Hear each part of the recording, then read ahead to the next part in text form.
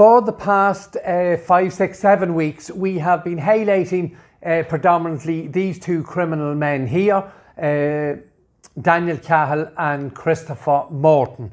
And we've highlighted, not only alone this last 5, 6, 7 weeks, but over the last 3 years, that people like these criminals who give false statements against Aaron and worked in collusion with, because they were coerced by, Senior Investigating Officer Pat Marry and Senior Investigating Officer Mark Phillips. And of course they were ably assisted, the two Irish Garda were ably assisted in their criminal activities to deal with criminals to give false statements by this man here, Homeland Security Agent Matt Caskey. So we've covered how both of these men, Cahill and Morton, should have been extradited and the reasons why they should have been extradited or deported from America as soon as there was any formal contact with any of the American authorities. So we've looked into that, and now we want to take it just a little step further in respect of this man here, Christopher Morton. We've called him out on numerous occasions, called him a liar, an illegal immigrant, and a criminal from here in Mike and in Newry. Now again, just going to repeat very quickly, none of the mainstream media journalists, none of the mainstream media have come forward to contradict anything we have said about these two men. Now it's been ongoing, as I say, for over 3 years now, Aaron's campaign. And from the beginning, we have called these people who came forward liars and self-serving criminals who told a tissue of lies in statements. And indeed, as we know, Daniel Cahill has been proclaimed as instrumental in securing a conviction, a false conviction against our son Aaron. But none of these have come forward in any way, shape or form to try to attempt to stand up for these two criminals and two liars. So the next part we want to look at is Christopher Morton. And again, not only is Christopher Morton a liar and a self-serving criminal, he also undertook the duties of recruiting others to give false statements against Aaron. And he done that quite clearly, and the paperwork, when examined, shows clearly that Morton tried to coerce his cousin, Anthony Gerard Maguire, into giving false statements. So this is the type of people that Marry and Phillips were dealing with constantly in America. So to look at the Anthony Gerard Maguire story once again, I'm just going to bring up this sheet here in front of you is from the PSNI, and HMK3 and HMK4 at the top. HMK is the initials of the PSNI officer dealing with Anthony Maguire. So following forensic examination, drugs were confirmed and valued as follows. Cannabis, 320 pounds worth of cannabis. Cocaine, 165 grams of cocaine. 33,000 pounds worth of cocaine. Now we read on, Mr. Maguire provided a pre-prepared statement which he said that he had found the drugs and that the jar containing the powder and ammunition in a hedge the week previously. However, he had earlier made an unsolicited comment to uniformed colleagues stating that he was holding the drugs for a gang from Dublin and that he had no choice. Anthony Maguire was released and reported to the Public Prosecution Service, who subsequently confirmed the following offences. So just before we look at the official offences, this incident took place back in 2014. And obviously the dealings predominantly Mark Phillips had, but indeed Pat Marry was involved as well with Anthony Gerard Maguire, took place in 2018. So that's very important to keep that in mind, that Anthony Gerard Maguire, when he spoke to the Irish Guards in New York, Anthony Gerard Maguire was a criminal on the run, a drug dealer on the run. So we just look at the charges. Possession of Class A drug with intent to supply, possession of Class B drug, controlled drug, possession of a Class A controlled drug, possessing ammunition in suspicious circumstances. And it's also important to note here that after Anthony Gerard Maguire had absconded from Ireland, shots were fired at Mr Maguire's house on the 10th of November 2014. 3 spent shotgun cartridges were located. This was linked to drugs, however, no person was convicted of this. So again, very important cornerstone of Anthony Gerard Maguire's story in relation to him giving a statement against Aaron. So we have a man, £30,000 worth of cocaine he's lost. He's also lost £30,000 worth of cash. He also owes money to a drug gang from information and sources we've been told on numerous occasions here in Aaron's campaign. So he has a serious bill with some very unpleasant people, as it says here in the PSNI paper, drugs gang. And serious enough that they fire 3 shots, not just 1 warning shot into his house. They emptied 3 cartridges into his house in November 2014. So we are suggesting very strongly that the last place Anthony Gerard Maguire wants to be is back in Mike, just outside Newry. Because as a lot of people will know, those bills generally are not written off. And some of these people in the drug gangs may have very long memories. So Anthony Gerard Maguire's need and desire to stay in America would be very, very strong. We read on. The investigation officer in the case, Constable HK, has confirmed the following. Mr Maguire absconded and failed to answer police bail and has been alerted as wanted since this date.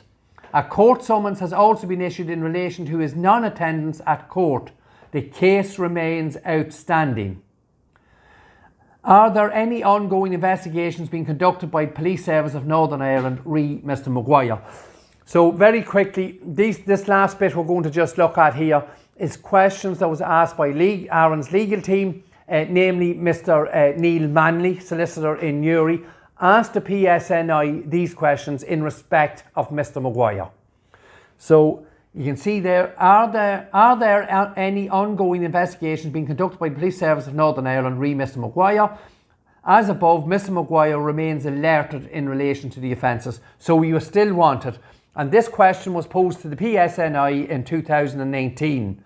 So a year after Phillips and Marry are doing deals with this man, he is wanted by the PSNI.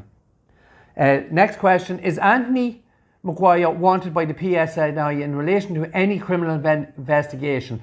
Are there any charges pending against Anthony Maguire in the north of Ireland? As above, Mr Maguire remains alerted.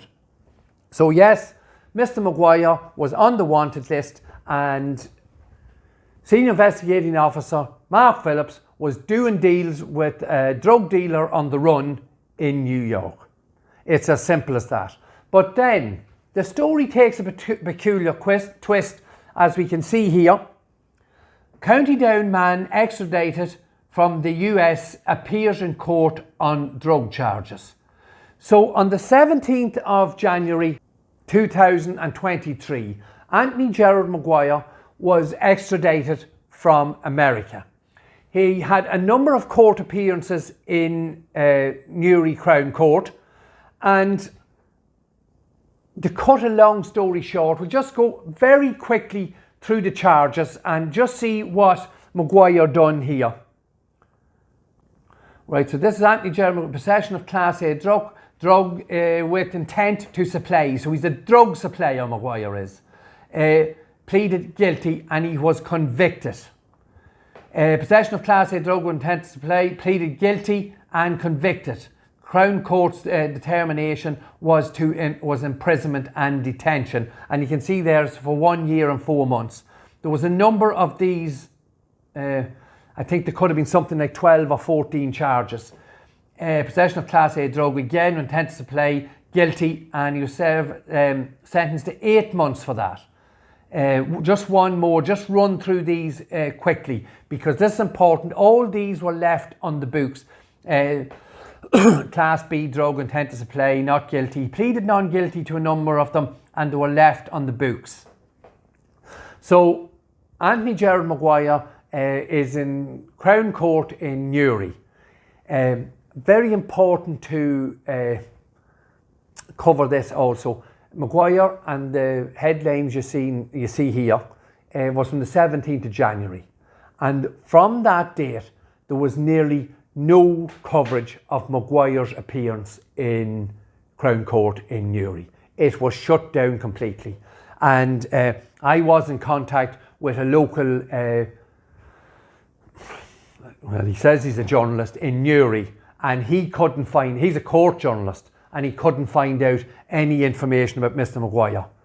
And we have to ask, this is very, very, very strange, because we're dealing now where he came to court and pleaded guilty on numbers of charges. Intent, he's a cocaine supplier.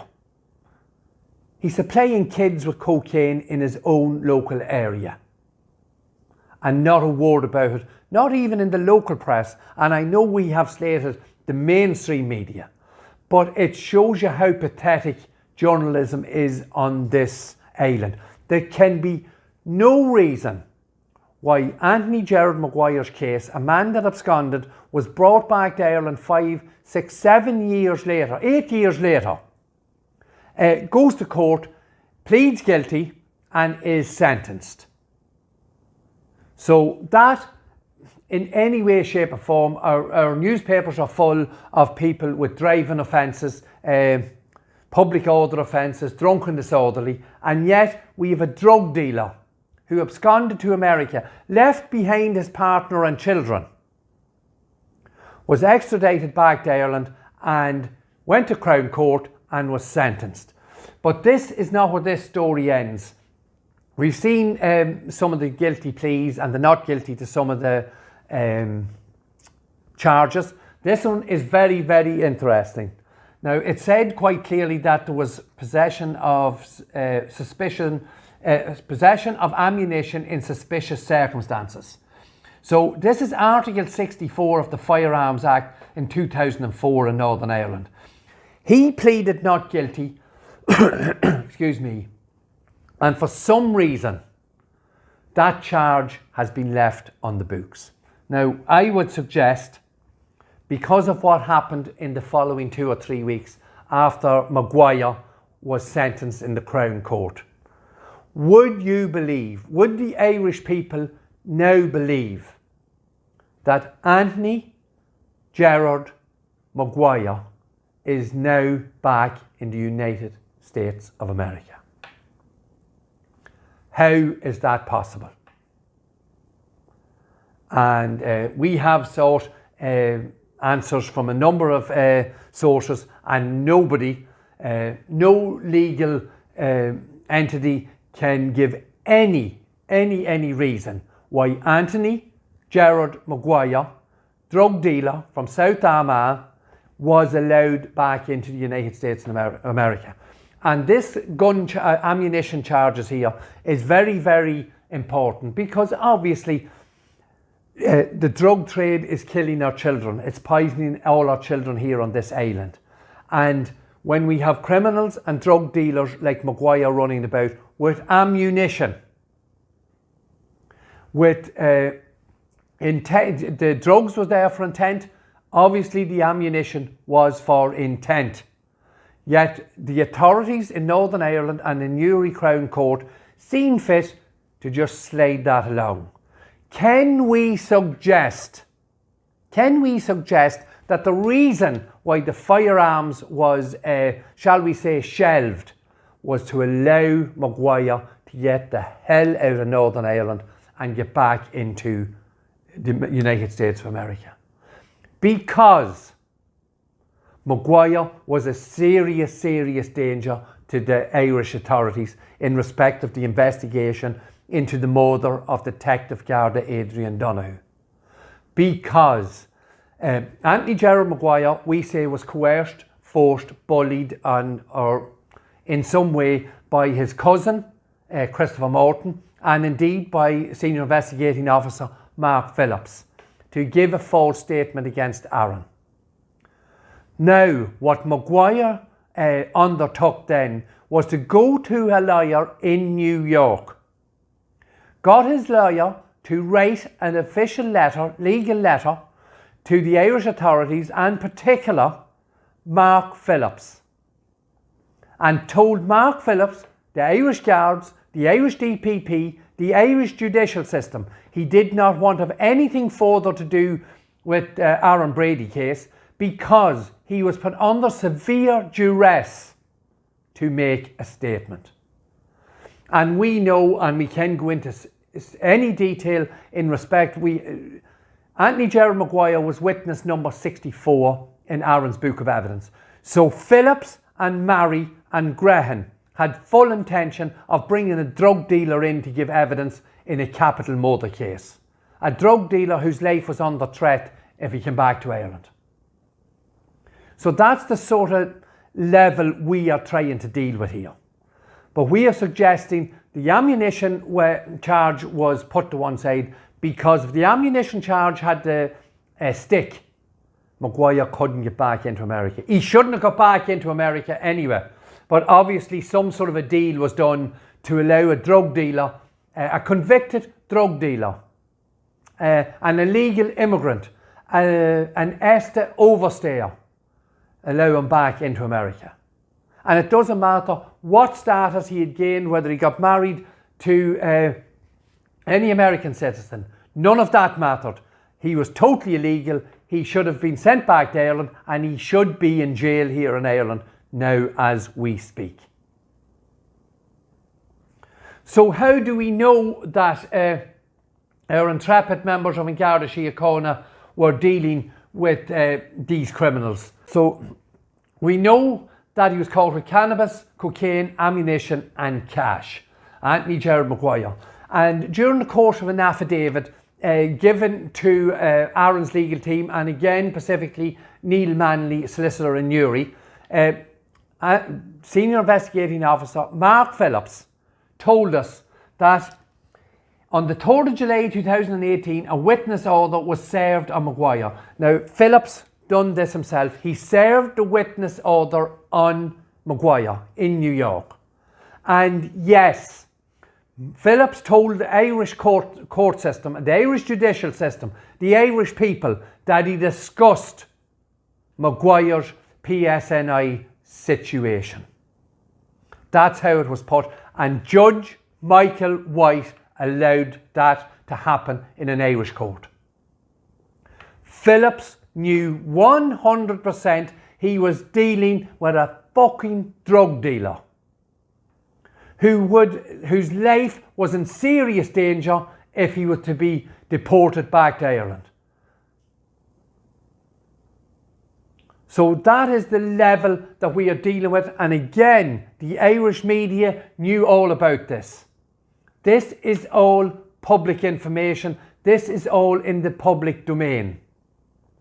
And yet, our mainstream media in Ireland fail to give any credence to the doubt into the death of an Irish member of An Garda Síochána, a man who was brutally murdered during the line of his duty. And this is what his colleagues are dealing with, and this is what the mainstream media are hiding. It's absolutely disgusting. And if there was any doubts about the low life that Morton and Cahill were, there's no doubt that they were coercing others, which makes them even lower life, if that's possible. And we know this man here, Anthony Gerard Maguire, is a first cousin of Christopher Morton's, and we know that Christopher Morton put him forward because, again, in an affidavit created by Aaron's solicitor Neil Manley at the time, details how on the 30th of November 2017, Christopher Morton nominated his first cousin, Anthony Maguire, as a person who had information on Aaron Brady. And in turn, Homeland Security were made contact with Anthony Maguire, resident in New York. So there it is. It's in black and white. Excuse me. It's on a legal document. Morton set up his cousin to tell lies, and Anthony Gerard Maguire's statement against Aaron is so pathetic, it's almost, well, it is as pathetic as Morton's own statement. Totally made up bullshit about someone being drunk in a pub, and they have their times, dates and people all wrong. And yet this isn't covered in the mainstream media. There is nothing to hide, to uncover, exactly the opposite of hide. There is nothing to uncover the disgusting behaviour of An Garda Síochána, and particularly Senior Investigating Officer Mark Phillips and Senior Investigating Officer Pat Marry, in concert with Homeland Security Agent Matt Katsky.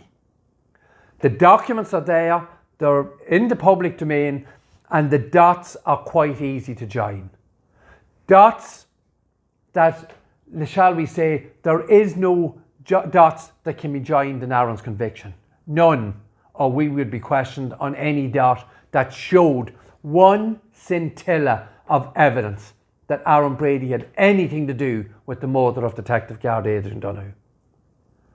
But yet, we have lanes and lanes and lanes of evidence of what An Garda Síochána were doing, the criminals they were dealing with, and how they manipulated evidence. Something must be done about the Crown Prosecution Service in Northern Ireland.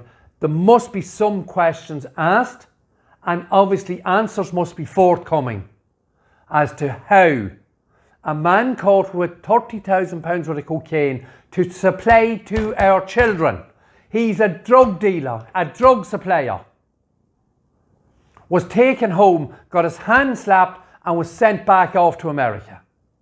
It's not possible, and we say it is not acceptable. And we want some answers.